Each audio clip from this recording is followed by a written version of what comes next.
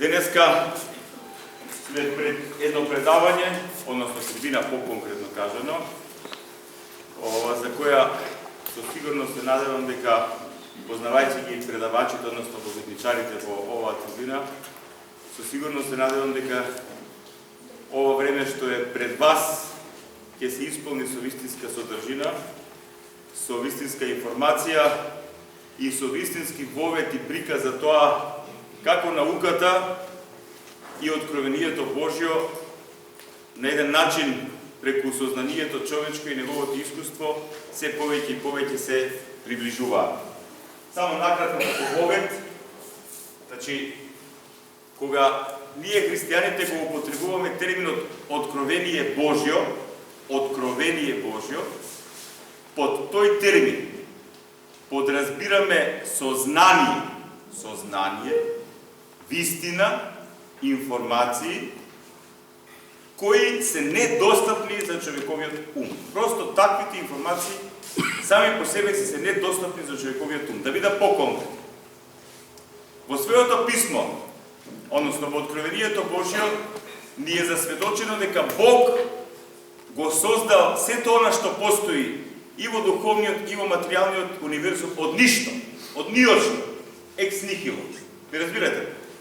Во човечкиот ум, во човечкото сознание такво нешто е невозможно. Такво нешто е невозможно. И вие гледате, ако правиме една интересна, како да кажам, анализа за тоа како човекот го спознава овој свет, како човекот на еден начин го систематизира искуството и знаењето за овој свет, гледаме како се повеќе и повеќе од век во век, од генерација во генерација, тоа што човекот го спознава преку своето искуство, преку своето сознание, денеска преку помош на многу нешта кои помагаат сознанието да се продлабочи. Например, порано немало телескоп, сега имаме телескоп.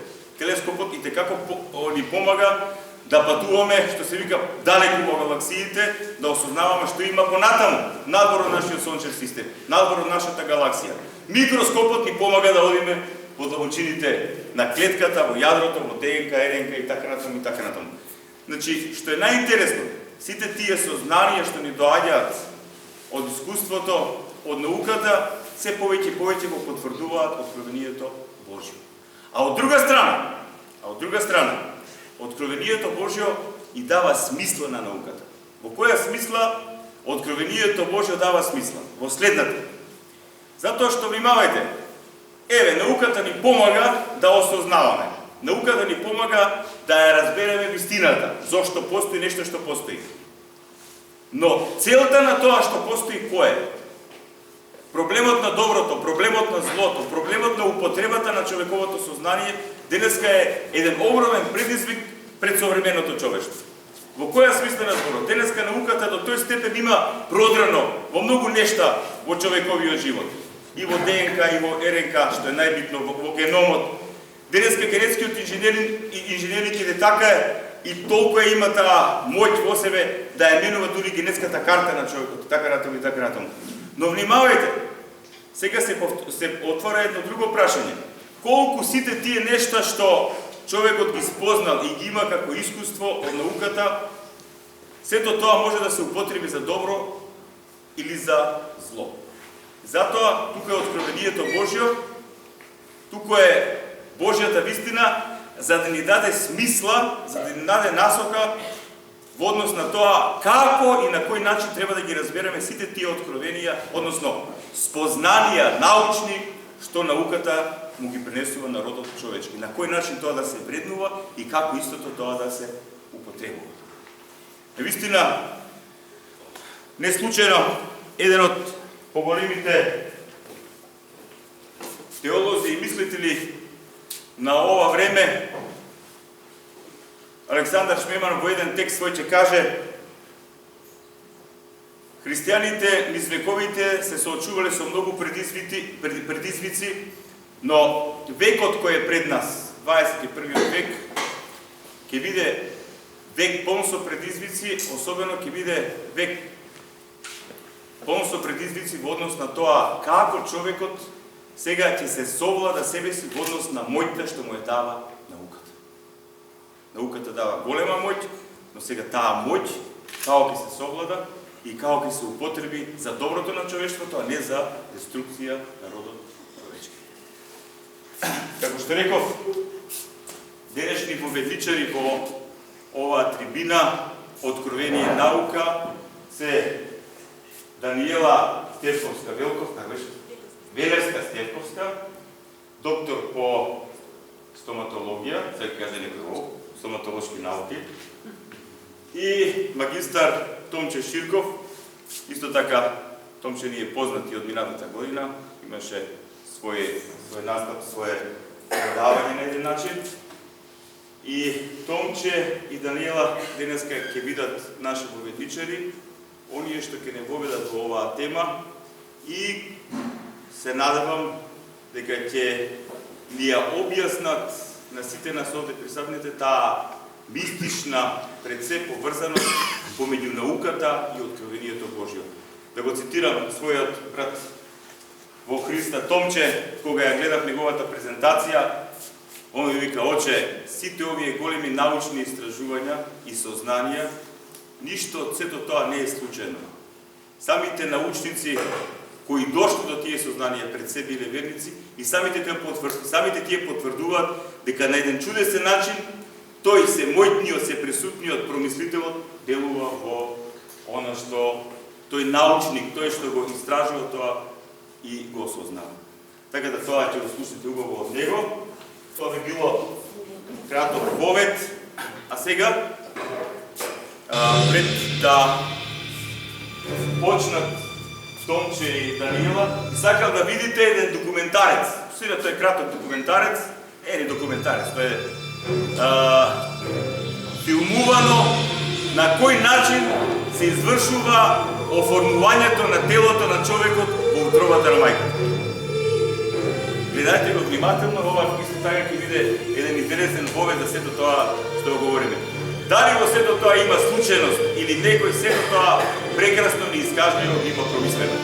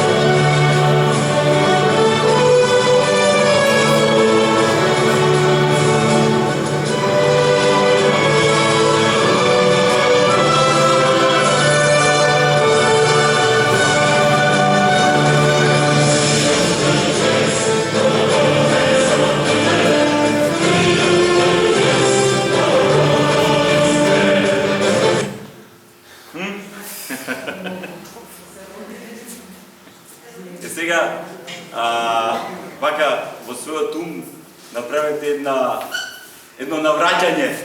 Некој на 30 години наназад, некој на 20, некој на 50 и така натаму. Видите, сите вака сме започнали. Но сега колку е сето ова, се потрудил авторот да биде верно, колку што може да се пренесе целата таа мистерија и така натаму. Но тоа е она што го спомнав на самиот почеток. Денес науката и текако ни го потврдува откровението Божјо. Видите, во Светото писмо е кажано дека Бог го создаде Адама, односно телото на Адама од прав земен. Од прав земен. Тоа, например, кога го читате, така, никој од вас длабоко не навлегува во тоа што Мојсей подразбирал под прав земен. Сите елементи од кои сочинат овој физички универзум. Сите елементи ги имаме внатре во нашиот организам. Сите елементи. И плюс, внимавајте, кога уште се вели дека човекот настанува од прав земен, од ДНК, од сперматозид и јајце клетка, од генетската содржина од таткото и мајката, мистерија. Добро, за таа мистерија имаме ние посебни молекичари тука. Јас ќе ја поканам Даниела денеска да не воведе во сето тоа што јас само го зачнав, а она да не го раздлабочи и, како да кажам, не само тоа, него и да ни помогне и ние кои сме не толку уки во науката да ги разбереме овие нешта. Најпрво му благодарам на Цивица за овој предизвик за мене, што ме повика на едно вако. Дели го микрофонот? Уклучи. Ви благодарам на Цивица што ме поканавте да учествувам во оваа трибина. Најпрво добив малку трема од предизвикот што ми беше пред мене ставен. Да одговорам на темата откровение и наука, затоа што доста добро се знаеме по стручните и професионалните теми овде. Морав малку да направам паралела помеѓу науката и религијата, односно откровението Божјо. И дефинитивно постои одреден паралелизам во смисла на нивна комплементарност и дополнување и на откровението на науката, но и мала интервенција ќе направам во насловот и на уметноста, затоа што уметноста е образ Божи. Човекот е нели според образ Божи и тој е творец во својот домен, како на литературата, поезијата и архитектурата. Науката ја сваќам како релативна вистина, но и голем број на други научници кои што Алберт Ајнштајн дава своја дефиниција во тој контекст. Релативна вистина се работи за вистини кои во одреден временски период се еднакви на степенот на човековото сознание во тој временски период и еднакви на техничко-технолошкиот развој во точно одредена временска дистанца. А Галилео и Галилеј пак вели многу добре дефинира науката, вели дека науката ги открива тајните на универзумот, законите на природата и на физиката, физичките закони, односно јазикот на кој Бог ни зборува. Алберт Ајнштајн како една фигура од 20 век на современата и од таткото современата наука, низ голем број на негови размисли можеме да видиме дека тој токму размислува за Бог и го става Бог во центарот на случувањата. Вели дека или ќе се гледа животот како чудо, или се во животот ќе се гледа како чудо, или ништо нема да се гледа како чудо. Ќе може само мала интервенција. Мислам, многу е битно тоа. Вака сега внимавајте. Кога многумина западни мислители го употребуваат терминот религија, под религија го подразбираат јудео-христијанство, односно откровението Божјо запишено во Светото писмо. Но денес, имавајте, денеска под религија се подразбират многу нешта повеќе од јудео-христијанското предание традиција. Тука влегува хиндуизам, ислам и разни други работи. Затоа ние христијаните и користиме терминот откровение или вера. Да, тоа е многу, пошто религија е многу широк поим. Да извини Даниела, да. Само да им... Да, јудеиста, односно. Науката вели без религија нема смисла, односно без наука е слепа. Вели дека Бог не си игра со коцки и сака да знае како размислува. Денеска науката сметам дека го користи еден потежок пат. Значи нешто слично како апостол Тома сака да ги види работите пред да проверува. Значи испитува, критикува, ги ги анализира доказите, значи сака да се базира на докази. Мене ми се чини дека различни научници во различни временски периоди гледат различни делови од слонот или од елефант и сите тежнат кон создавање на една единствена теорија која ќе ги опфати сите делчиња и често во науката постојат теории, па после известно време тие се побиваат, па се создаваат нови, затоа што сите тежнат да донесат една дефинитивна и апсолутна теорија за настанокот на светот или за генезата. Поточно, гледајќи целокупната историја на науката, можеме да зборуваме за еволуција на наука многу попрво отколку еволуција во животинскиот свет или во генезата. Џон Ленокс, еден професор на Харвард, кој е математичар, но и идеолог, вели дека науката се занимава со прашањето why and how, значи како и зошто, но не се занимава со прашањето типот на смисла и цел. Но тоа е добра дистинција помеѓу науката и со она што се занимава науката и вели самата вера се базира на докази. Значи верата се базира на докази, а не само науката. После две струи, едната е еволуционистичката теорија или за генезата за настанокот на светот и која е чисто натуралистичка, значи проучува само природните закони, и креационистичката теорија која е една нова струја во науката која го вклучува Бог. Евген Скот го ведува една нова теорија која успева да најде некој еквилибриум помеѓу овие две спротивставени пола, тоа е теистичката еволуција или еволуционната креација, која не ја исклучува еволуцијата на Дарвин, но смета дека таа креација континуа, дека е континуирана креација. Значи, сметаат таквите научници го вклучуваат Бог, сметат дека тој е креатор на материјалниот свет и на животот во него и на биолошката еволуција и е средство со кое Бог се користи да го креира промениот живот. Други има исто така научници, Теодосио Добжански и Фишер, кои се православни, ортодоксни, значи руси. Велат, ние сме креационисти и еволуционисти, еволуцијата е природен, односно Божи метод на креација, кој не се случил пред 4000 години, туку некаде 10 милиони години и се уште велат се случува. Ова е една огромна листа на научници кои се веруваат во Бог. Еден од нив е Франсис Колинс, кој е директор на Хуманиот геном проект Сигурност и слушнаме, Симон Морис на Кембридж универзитет, кој го открил тој камбријски период. Утре ќе имаме документарец во врска со ова, камбријан период, каде што одеднаш на палеонтолошко ниво се откриваат како настануваат и се бројат огромен број на видови, а не постепено. Луис Ланкрейк и други. Јас потекувам медицинските науки. Медицината, како што знаете, вештина или збир на вештини кои се занимаваат со проучувањето на заболувањата, но и спречувањето на заболувањата во овој богат свет. Така да, светската дефиниција за здравјето, донесена во 1948 година од СЗО, од Светската здравствена организација, ден денес не е регулирана, значи е скоро совршена. Вели дека здравјето е состојба, значи на физичко, ментално и духовна, односно и социјална благосостојба, а не само отсуство на болест, и се базира на три платформи: на физичко здравје, ментално здравје и социјално здравје. Физичко здравје подразбира индивидуата да е способна да се соочи со стресот, да ги покрене протективните механизми, да го сузбие стресот и да премине во еден процес на рекавери или на обновување на физичките процеси. Менталното здравје и менталната платформа се однесува на способноста на индивидуата да се справи со психичкиот стрес, односно да изврши кохерентност и кохезија на сите психички сили, за да се соочи со стресот, да го дефинира и да бара смисла во тоа, зашто тоа и се случува днес. А социјалното здравје подразбира, особено со дејство на оние болници кои се хронично болни и кои успеваат понатаму да се соочат со својата болест и да се работоспособни, односно држуваат еден еквилибриум помеѓу нивните можности физички, лимитациите и според и еквилибриум си со социјалниот живот, односно на нивната работоспособност, држување на работоспособност.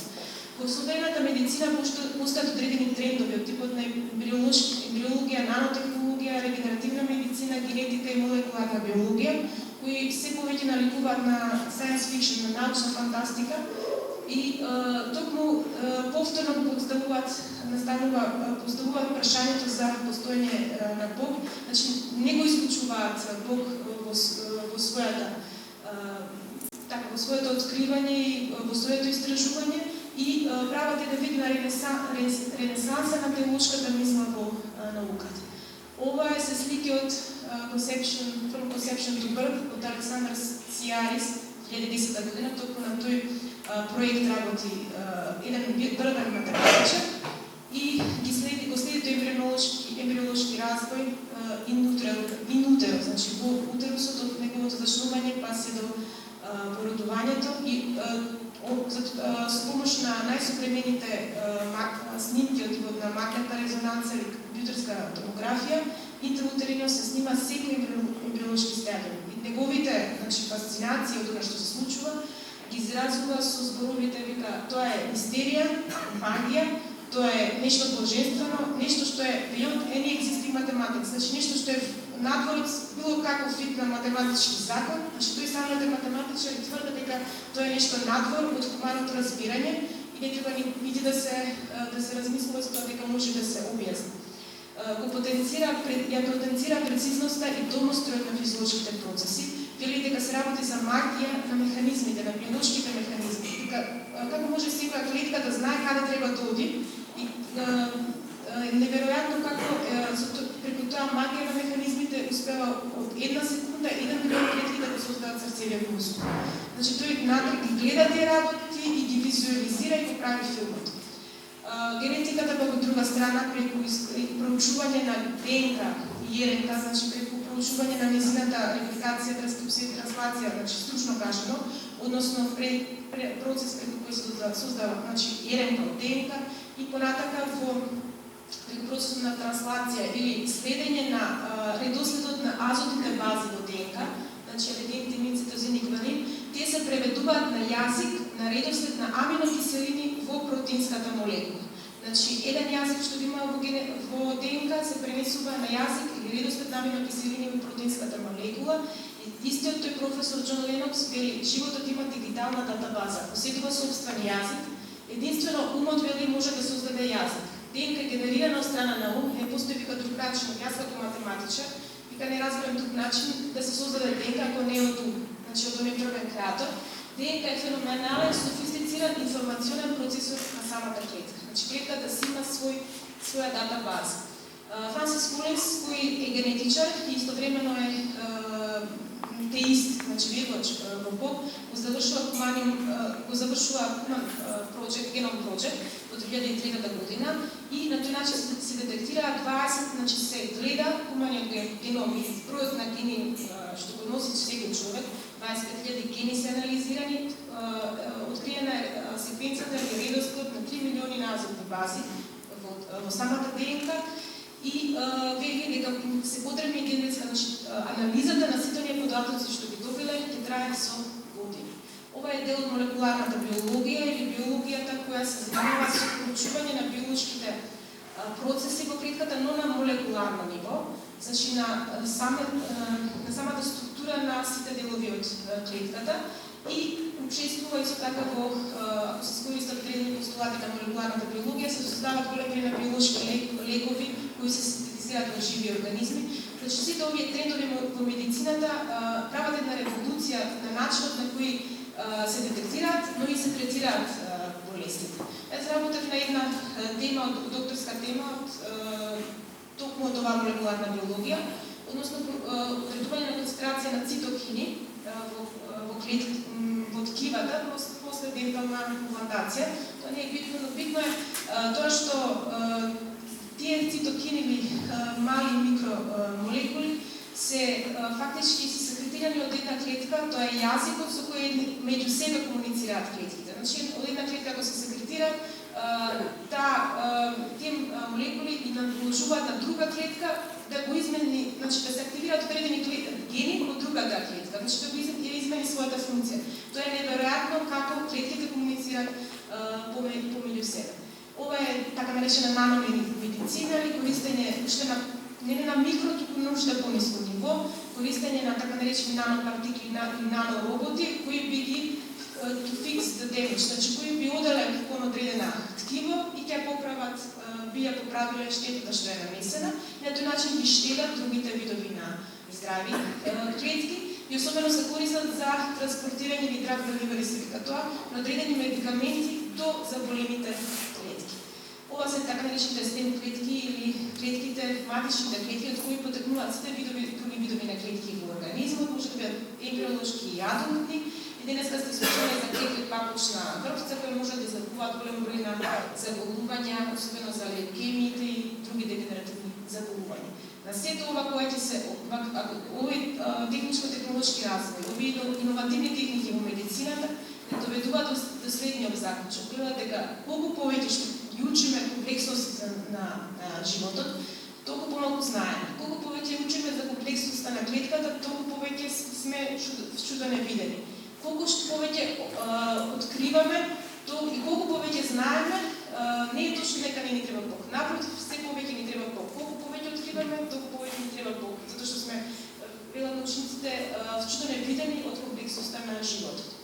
Ова посот и молитвата ги избавив како нешто што се практикува во верата, а кој од медицински аспект е докажан, според најновите студии од 2004 навака, во медицинските студии се докажува нивната практичност и нивната корисност. Например, постот не е диета, многу повеќе од обична диета, но помага во намалувањето на триглицеридите, на крвниот притисок, на оние тивки убици на светловичност, а молитвата и простувањето се вгледување од Мекорт и Палмер низ своите студии и ти утврдуваат дека луѓето кои се молат, простуваат, имаат многу подолг живот и многу се поздрави.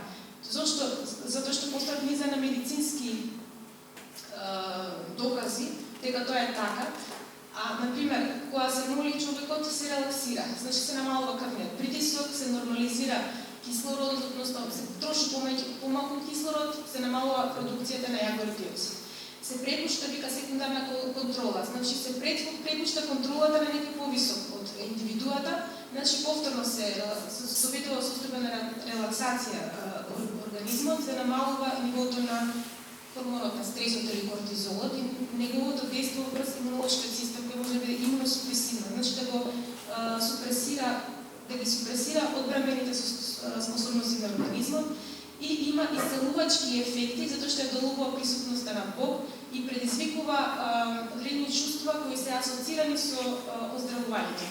Индивидуата оздравува затоа што предизвикува кај личноста благодарност, чувство на благодарност, простување, надеж, вера и така. Во проектот The Longevity Project 2011 има голем број на докази дека религиозните луѓето од верата живеат подолго. Исто така се испитува ефектот на молитвата со кардиоваскуларните заболувања. Во голем број на студии исто така на научници од 1988 до 2006, најголем проект на Харвард на професорот Бенсон, кој утврдува дека ако се практицира молитва, таа така наречена дистантна молитва, значи за некој што е на интензивна нега на кардиолошко одделение, е докажано со научни методи дека им се подобрува состојбата баш за тие пациенти за кого се читале молитви. И исто така поврзаност да се потенцира на молитвата и на онколошките заболувања или тешките заболувања.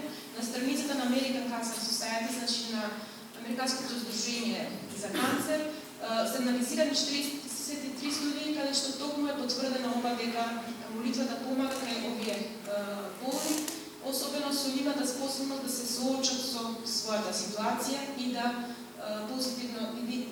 позитивно одговорат на сите оние тераписки модалитети што се превземат за нивно излекување. Но мора да се напомене дека пациентот ако не верува во молитвата и ако не сака да биде излекуван, молитвата нема да му помогне истите тие особено треба да се води сметка за тоа дали пациентот сака да биде и дали верува во Бог. Тогаш утврдува дека молитвата не помага. Од сето ова изнесено ви кажала дека во последни некаде 2007-2008 направена студија на број на лекари во Америка, процент на лекари кои веруваат во Бог, кои се атеисти и теисти, и утврдено дека 70% на лекари се истовремено и се луѓе од верата, затоа што некако е природно на човек, на лекарите кои сакаат да кои третираат болни, е природно да веруваат и во Бога. И искуствено и така и натрешно.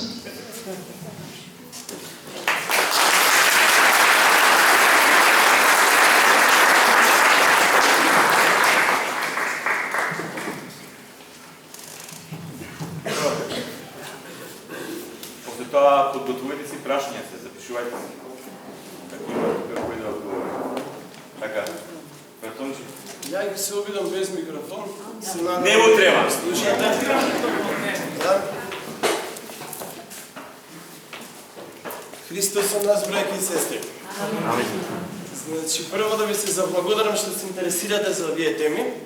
И сега јас ќе се обидам да колку можам ви покажам колку се овие теми централни, од суштинско значење за нашиот живот. Значи ќе зборуваме за вистинската наука, вие научниот консензус.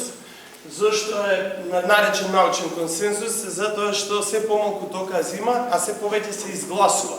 Значи гласаат таму 10-20 професори од Харвард и они кои ќе изгласаат нешто и таа теорија е добра и може да пројде така. Сега да видиме дали е тоа така. Значи, најпрво, зошто е важна научната потврда на било кое сознание? Затоа што, ме разбирате, ако ние земеме, малце вака го подскуштиме, да, може да го подскуштиме, за да се читат насловите.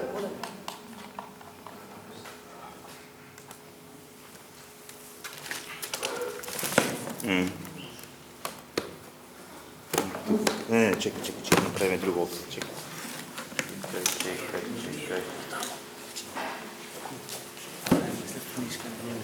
Чекай.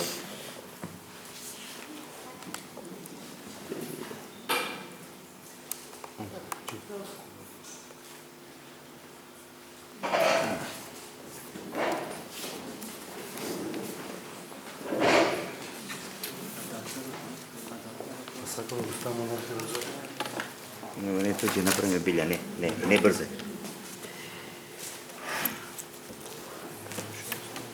Тамо некој тефтерчи. Не треба така, треба така. Така, добро, така.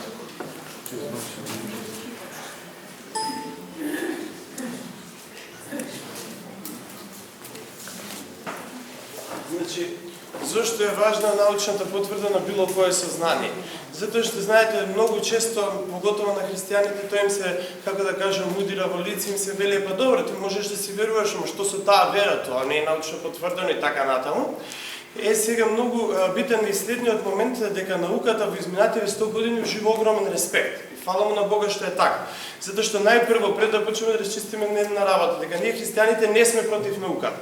Туку сме чувари на науката. Ние сме за науката. Науката е единственото нешто во овој современ свет конформистички и конзумеристички кој што ни помага да обстанеме како такви.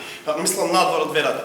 Меѓутоа сме против лагите во науката. Лагите кои што само имаат форма на наука, немаат никаква содржина на наука. Именно што сакам со ова да кажам? Сакам да кажам дека многу работи кои што подоцна ќе ги разработиме, ќе видиме дека воопшто немаат ни еден постулат од научност, а имаат само научно име, се продаваат и се нудат како такви. Меѓутоа тие делуваат многу лошо и делуваат многу, како да кажам, поразително на еден човек кој што ќе се најде на патот, кој што се уште не е верник, кој што сака да зачекори, што вчера отецот рече во меѓуфаза, не знае што со себе, каде ќе тргне. На таквиот човек, значи, му се многу битни научните сознанија, односно научната подкрепа. Блажени се оние кои што веруваат. Меѓутоа, оние кои што не знаат дали ќе поверуваат, кои што сакаат да поверуваат. Многу често таквата наука, која што не е вистинска наука, односно научен консензус, се обидува да им украде дел од тоа нивно трагање по вистината. Еве, за пример, го имам земано романот без првото поглавие, знаете, има многу научници, има многу професори, пред се тоа се атеисти, да речем, или еволуционисти, кои што ќе ви речат, ја имам дома Библија, читам, тоа е фина книга, има многу историски податоци, па добра е вака за човековите односи, фини има таму поуки за етиката и така натаму, меѓутоа видите, тие првите делови, Бог го создаде човекот, па човекот од Ева од ребро ја извади, па потопот, па Ноe животни, тоа се бајки, тоа треба да се отфрли. И се ме разберете, тоа е првата книга Битие. Тоа е, како да ви кажем, петокнижието Мојсеево, тоа е законот, Тората.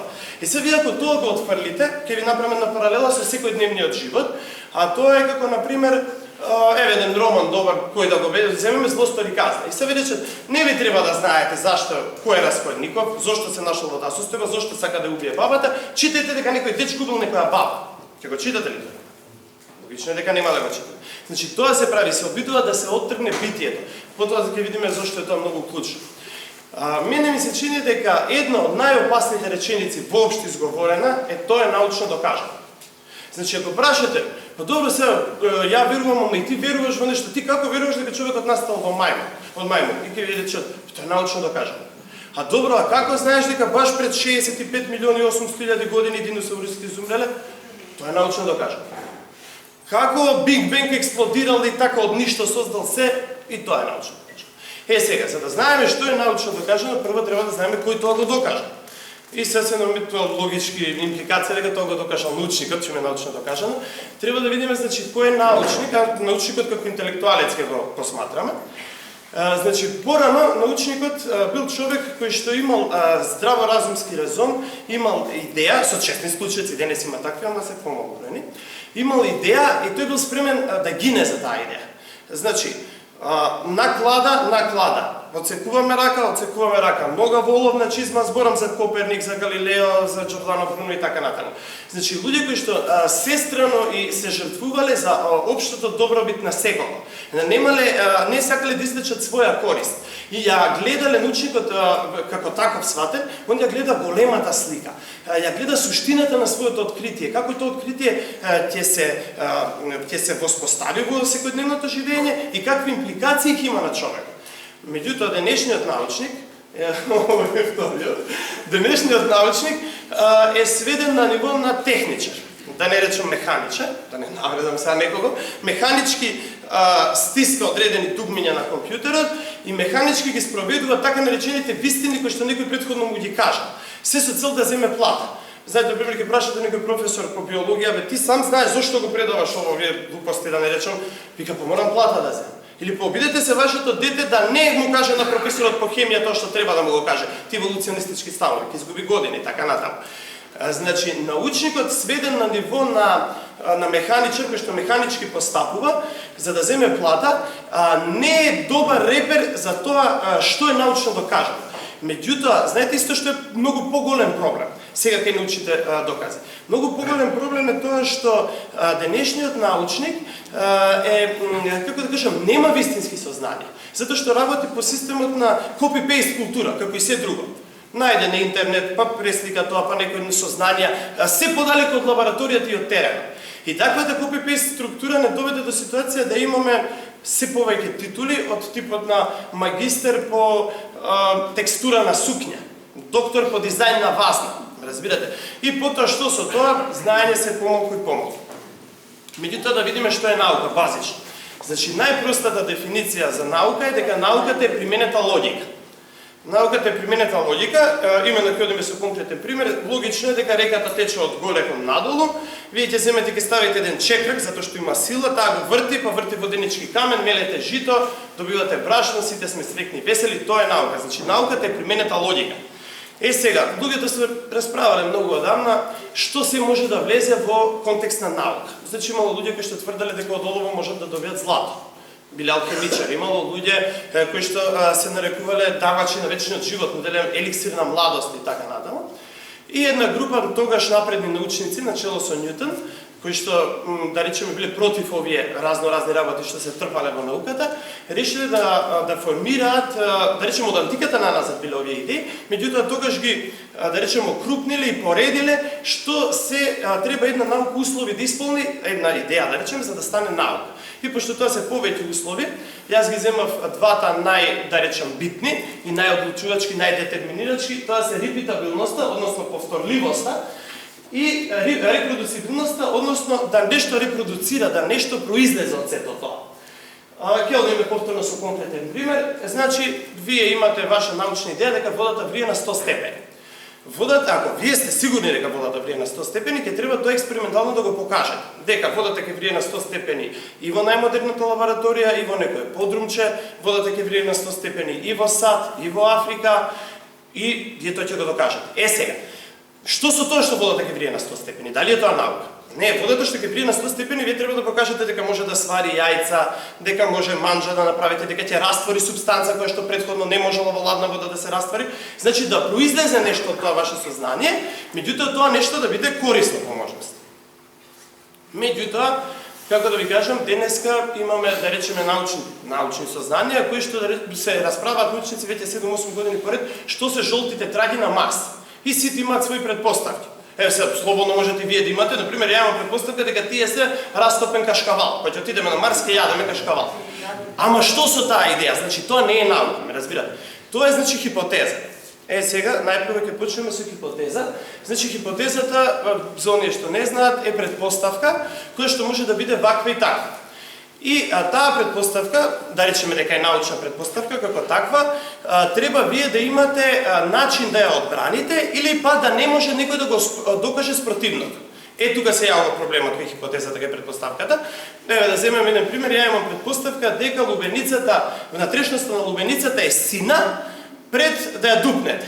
Пред да ја пресечете, во моментот кога ќе ја дупнете и најмалата дупка, таа оксидира и станува црвена. Сега, ако вие имате доволно време, енергија, пари, научен капацитет, докажувајте дека лубеницата не е сина. Кога ќе ми докажете, тогаш ќе падне мојата хипотеза. До тогаш лубеницата ќе биде сина.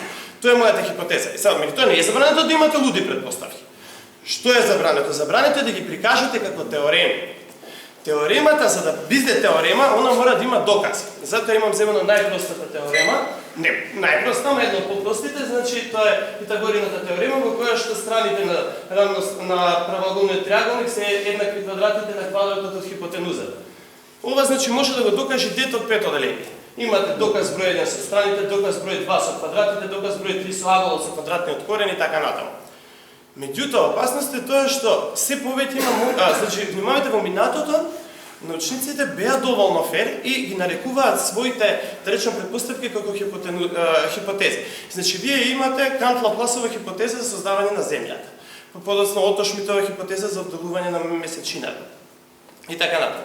Меѓутоа, проблемот се јава што тие престана да бидат хипотези и станаа теореми без докази. Тука е главната поента. Што е уште поопасно, стана аксиоми. Значи, аксиома е научно потврдена и непроменлива вистина. Таква, значи, непроменлива научна вистина е дека на правата има бесконечно многу точки. Кој не верува може да земе пенкало и да става точки, правата може од тука до зидот, од тука до Америка да види и да видиме дали тоа. Значи, тоа може секој да го потврди. Значи, аксиомата е научна вистина која што е очигледна, која што е очебиина. Како сега предпоставката, која што, да речеме, предпоставка дали е научна, тоа вие ќе подоцна ќе разговараме, предпоставката станала аксиома. Значи, станала по принципот 1000 пати повторена лага станува вистина, односно милиони пати повторена, значи кога ги земете од Росица, од било кое списание, на дете вие таму ќе видите па преку наш свет, па до докторските титули, дизертации, учебниците за таа потреба, ќе видите дека таму пишува диносаурусите кога излегува од водата пред 65 милиони години, овие кравите кога влегоа, кога станаа китови. Затоа се зборува како да е аксиом, како да е научно докажано. Сега, значи, пошто разговаравме што е наука, неминовно се поставува прашањето дали еволуцијата е наука. И сега се дебатира многу за тоа. Внимавајте, самите еволуционисти немаат изграден став дали еволуцијата е наука. Значи, мојот одговор, за кој што стојам категорички, е не, тоа е религија. Затоа што долго време се сметаше дека еволуцијата е идеологија, меѓутоа идеологијата се менува. Кога ќе најчесто умре идеологот, или кога ќе се најдат некои идеолошки слабости, или, например, кога ќе падне системот како таков после некоја револуција. Меѓутоа, многу е битно што еволуцијата не трпи револуција. Еволуцијата како таква ги има сите постулати на религија. Значи, бара догматски пристап, бара слепост, увереност и не дискутира. Нема здрава дебата. Еве, јас сум конкретен пример во Македонија, што сум барал со професори, со доктори, јавна, трибинска дебата, било каква дебата, сегде сум бил одбиен. Знаете под кој изговор? Као, види са, ти ми беше студент, са, ти не си доволно компетентен. Разбира. Така се. Што е овдека многу битно? Многу битно е дека зошто еволуцијата е религија. Религијата, значи, наведовме некои постулати, а претходно сите постулати кои што треба да ги има една наука, религијата ги нема. А што има религијата? Религијата има свето тројство, тоа е материја, време и случај. Значи, материјата може, со никој не знае каков механизам, само од себе да се организира. Може да се организира без идеја. Зашто нема творец, нема кој да ја даде идејата. Може да се организира без начин, може да се организира без надворешна интервенција. И се ви кој ќе прашате, ама како то? Сосема случајно. Како мајмунот се исправил? Како прозван? Сосема случајно. Како, не знам, неживата материја станала жива? Сосема случајно. Ама за тоа е потребно многу долго време, за да вие не можете тоа да го испитате. И кој ќе прашате, па како, за тоа се потребни, не знам, 70 милиона, 200 милиона години. Тоа е третата работа, значи тоа ќе ви го додадам со еден многу добар пример. Сите ја знаете бајката за принцот кој што станува жабец и нели принцесата го вакнува и тој за 3 секунди станува принц. Ако за 3 секунди жабецот стане принц, тоа е бајка. Ако стане за 3 милиони години, тоа е наука.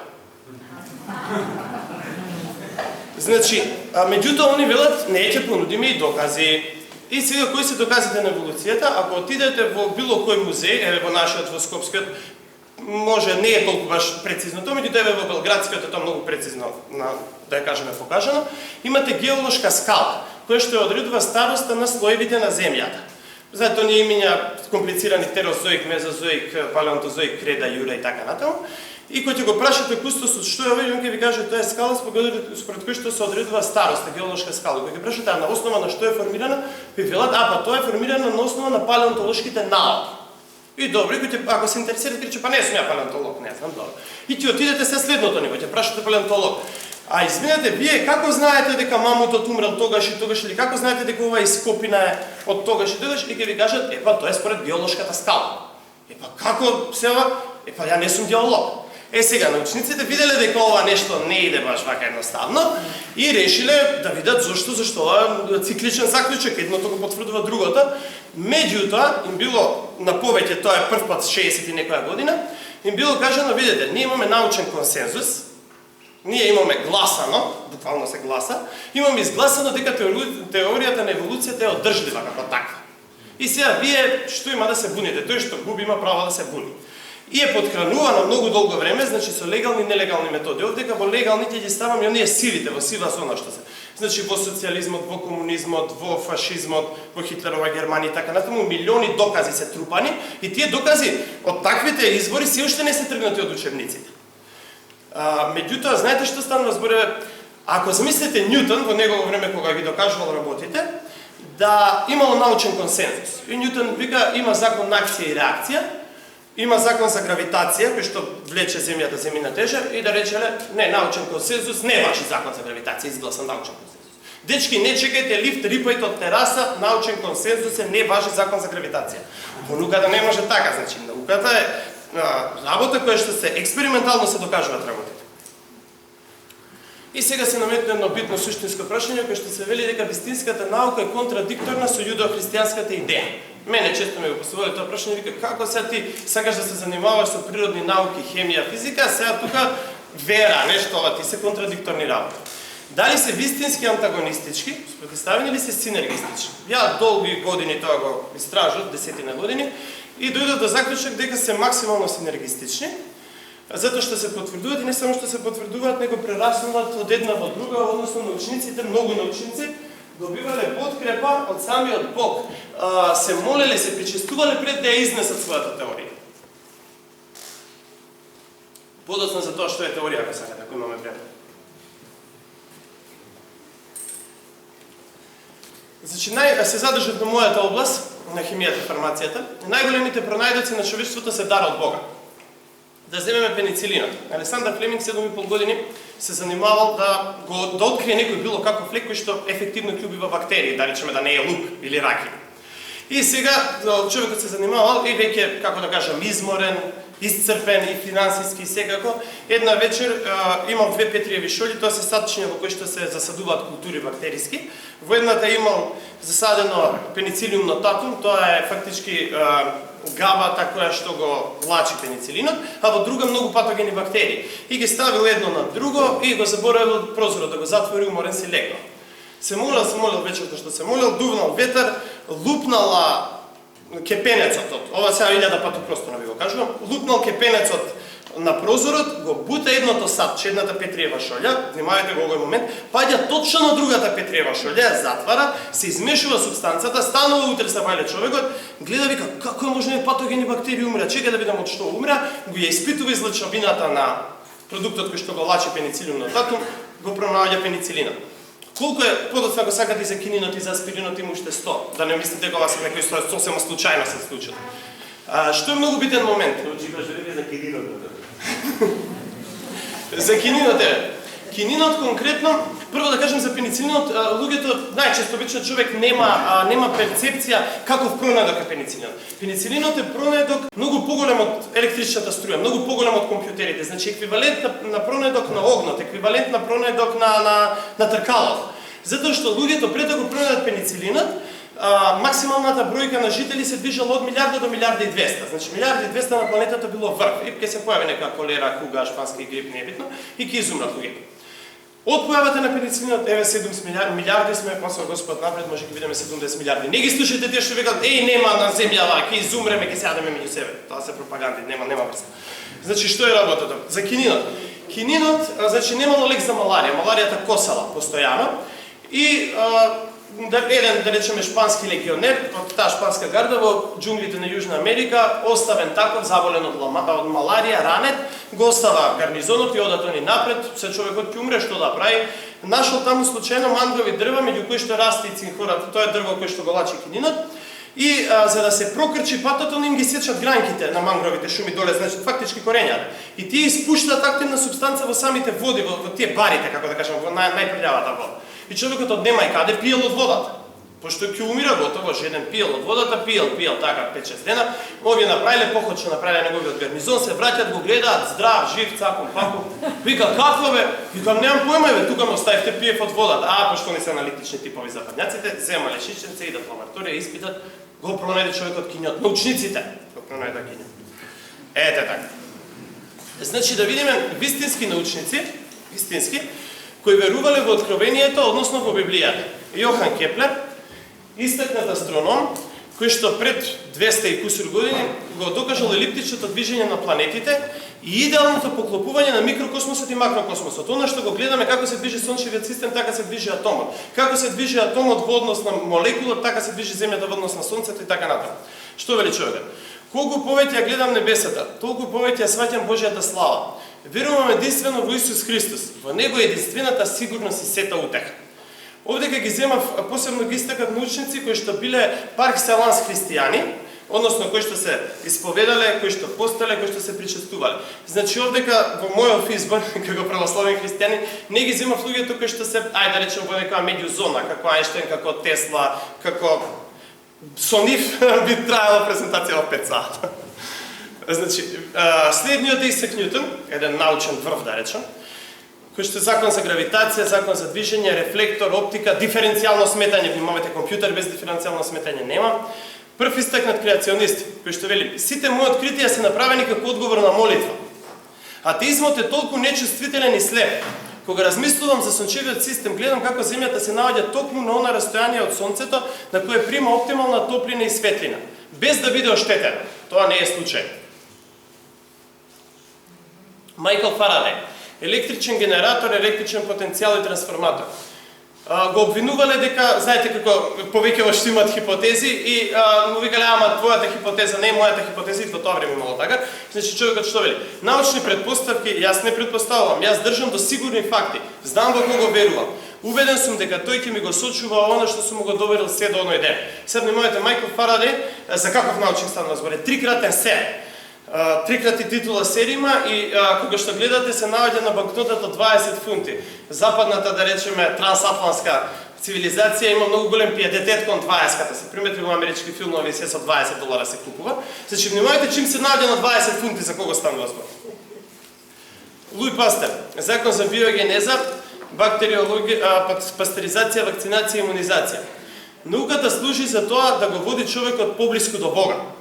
Знаете, тој е оној човек кој што во парам парче развива таа теорија дека бактеријата е просто нешто. Карл Лине, бинарна номенклатура, системска биологија, класификација на растенијата и животните. Обично се продава сега една теза дека биологијата е еволуционистичка наука. А Карл Лине е човекот кој што пред 150 години го покажа тоа дека не може да се нарушат рамките на видот, односно нема скокање од рамките на видот. Најпросто кажано, и најблиските родови кои ќе ги смешате, да речеме коњи магаре, ќе ви дадат потомок муле или мазга која што е неплодна или ако е плодна ќе роди мутант. Значи нема мешање на родовите. Тоа што човекот го знаеше пред 150 години го открива се чин 87 на нашите научници требаше. Джеймс Джул, термодинамика, тоа ми е омилена, термодинамика ми е омилена дисциплина, значи таа буквално во парам парче крши еволуцијата. Закон за зачувување на енергија, енталпија и ентропија. Евидентно е дека познавањето на Божите закони не значи ништо друго туку познавање на Божиот ум, изразен преку нив. Очигледен апсурд е да се предпостави дека силите кои што Бог ги доделил на материјата можат да бидат уништени со човечки средства. Тој бил против да се експериментира со делење на атом, на јадро и така натаму. Не дека не сакал да имаме ние термоцентрали и нуклеарна енергија бесплатна, него што може подоцна нуклеарната енергија да се произведе. Грегор Мендел, човекот иначе, не знам, за оние што не знаат, бил, како да кажам, халуѓер, во еден период од животот бил и монах, и не зборал тој многу за себе си, меѓутоа неговиот допринес е секако, мислам, онака на многу високо ниво, значи тој е татко на генетиката и основни класификации во ботаниката, и што вели научникот Вебстер за него, тој човек сакајќи да го прослави својот творец, преку нови знаења за создадените нешто довел до револуција во земјоделството, во медицината, како и во чистата наука. Ова исто многу битен момент, современици се со Дарвин, малце помлад Мендел од Дарвин. Значи книгата на Мендел, експериментите на Мендел, значи внимавајте, експерименти, не хипотези. Експериментите на Мендел да биле објавени 100 или 15 години во филм, да биле објавени пред да се објави потекло на видовите од Дарвин, се надевам дека немало Д од дарвинизам да има, ама и у тоа време се чувале работите во филма. Ќе видиме утре зошто. Други вистински научници кои верувале во откровението во Библијата, Роберт Бойл, пионер на модерната хемија, мисли че според мене најјакиот хемичар воопшто. Семјуел Морзе, пронаоѓач на телеграфот и Морзовата азбука. Блеис Паскал, Паскалов закон односно сооднос на волумен, притисок и температура. Чарлс Бебич, татко на компјутерите. Вилијам Лорд Келвин, најголем модерен физичар и најголем противник на теоријата на еволуцијата. Джеймс Максвел, научен гений, он е човекот кој што првпат тврди дека може да се создаде електрополе, дека може да се создаде магнетизам, вештачки магнет и така натаму. Електромагнетизам и равенка на поле. Денеска без неговите сознања човештвото не би било тоа што е. Варнер Фор Браун, пионер во истражувањето на Вселената, ракети со далек домет, значи денеска тоа што го знаеме како Space Shuttle, тоа е негов пронедок, иако се користеа, да речеме, патувањата во Вселената и на месечината како показател дека не постои Бог, еве човекот отиде на Бог, а гледаме кој тоа го направил. И значи, како што реков овдека се, баш оние, да ги наречам вистински христијани, кои што се по сите нормативи христијани, за оние кои што сакаат нешто повеќе, можам да ви препорачам две книги, а тоа се 101 великан верник или 21 научник кои верувале во Библијата. И на крајот заклучок, значи еволуционизмот, односно научниот консензус, бара слепа вера, догматски пристап, непроменливост на идеите стари 150, 200 и повеќе илјади години и се служи со аргументот на силата. Зашто внимавајте, на сите овие научници, на едната страна, на другиот таз од вагата го имате Дарвин, кој што Дарвин, внимавајте, не е научник. Дарвин е студент по медицина втора година, упишана втора година, кој што е, како да го опишам, човекот авантурист аматер. И тој авантурист аматер тргнува да речем, испитува светот и на сосема случајно налетува на еден човек кој што се нарекува Ламарк, затоа што внимавајте, Дарвин не е изумител на еволуцијата, кодите во Париз има таму еден споменик, ќе го приметите, доле пишува, мада со ситни букви се обраснат, можеме, пишува Ламарк, откривач на еволуција. Значи французите се гордеат со тоа. И тој Ламарк па за себе вели, јас само ги канализирав идеите на старите народи, како да е тоа, знаете, порано пиетет имало кон старите народи, Вавилон, Сумер, а тоа се фактички пагански религии. Он само ги канализирал. Дарвин ги направил малце, како да речем, попитки за народ, да може народ да ја попие таа идеја. И како таа денеска се пласира, значи со аргументот на силата, не треба повеќе додам, седете се што и се случи на српската министерка за образование, ми се чини, како се викаше, Чолич, што сакаше да поведе паралелно кој сака да изучува креационизам, кој сака да изучува еволуционизам. не стресот пати ги за 2 дена ја снема и така натаму, или што се случува со оние врвни научници предложени за Нобелова награда, кои ќе искажат јавно дека се поддржувачи на интелигентниот дизајн, како Роберт Джентри, како Кент Ховит, подоцна се соочуваат со затворски казни, со случајни обиди за самоубиство, со браќајки и така натаму. Значи, за да ви ја доловам менталната матрица на овој резон, на оваа така наречена наука, на овој научен консензус, ќе го цитираме Ричард Докинс, кој што е една, така да речем, икона на атеизмот, кој што вели, ако сретнете некој кој тврди дека не верува во еволуција, тогаш што е незаинтересиран, глупак или нездрав. Но таа можност не би ја разгледал. Може да е изловен, но таа можност не би ја разгледал. Сега, замислете, сите овие претходни научници, овие 101 великан, за него се незаинтересирани, глупаци или нездрави, или може да се злобни. За разлика од него, вистинската наука не се брани, таа е променлива и таа е посакува критиката за општо добро. Значи, Њутон бил врв на науката, докажал нешто, дека апсолутно јабуката која ќе фрлите паѓа, дошол Ајнштајн вика, не паѓа апсолутно, таа ќе падне на земјата, меѓутоа таа земјата не паѓа, таа се движи така натаму.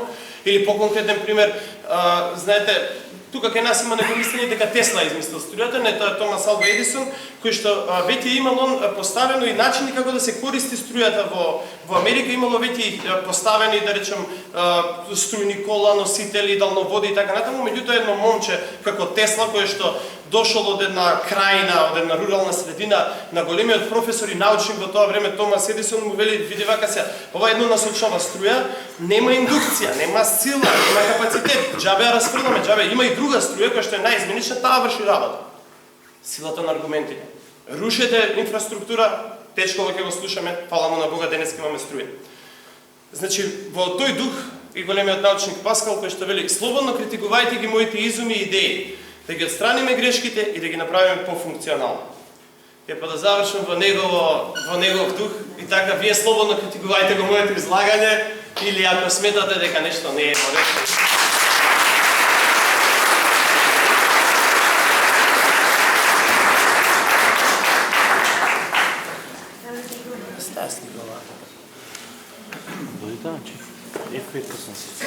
Благодарам до Даниела, благодарам до Томче.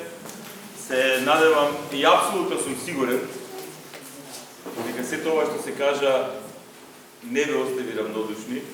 Сепак знам дека многумина од вас се луѓе со сериозно образование, со размислување за животот и така натаму.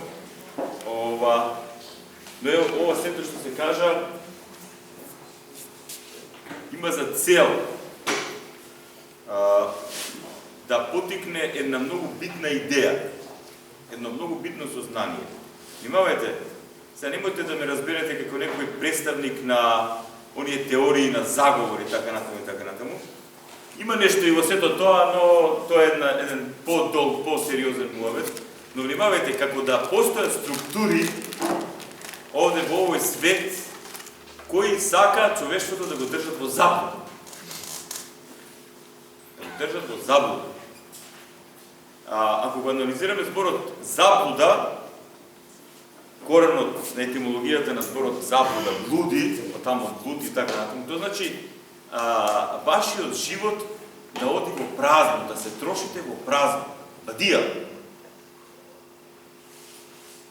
Значи, еве на самиот почеток почнавме со тоа на кој начин се формира телото, ајде да не кажем и душата, личноста на човек во утробата на мајката, тоа е посериозна тема, но еве гледате колку е фасцинантно и за човековиот ум неизлаголиво и необјаснливо како тоа од еден сперматозит и јајце-клетка да се формира целото тоа тело и што убаво го спомна Даниела, во еден момент 100 милиони клетки.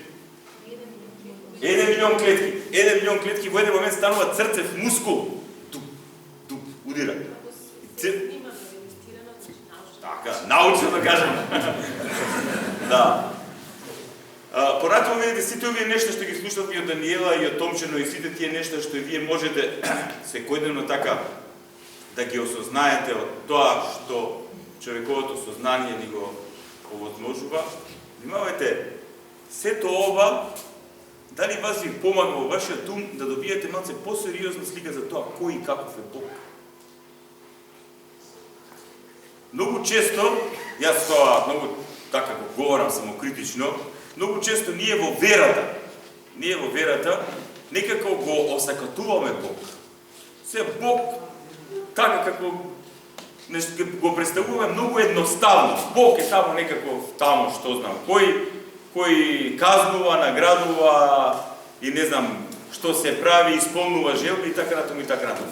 Меѓутоа, што е крајно упростена слика за Бог. Крајно упростена слика. И убаво е што Даниела го додаде и тој момент. Откровение, наука и уметност.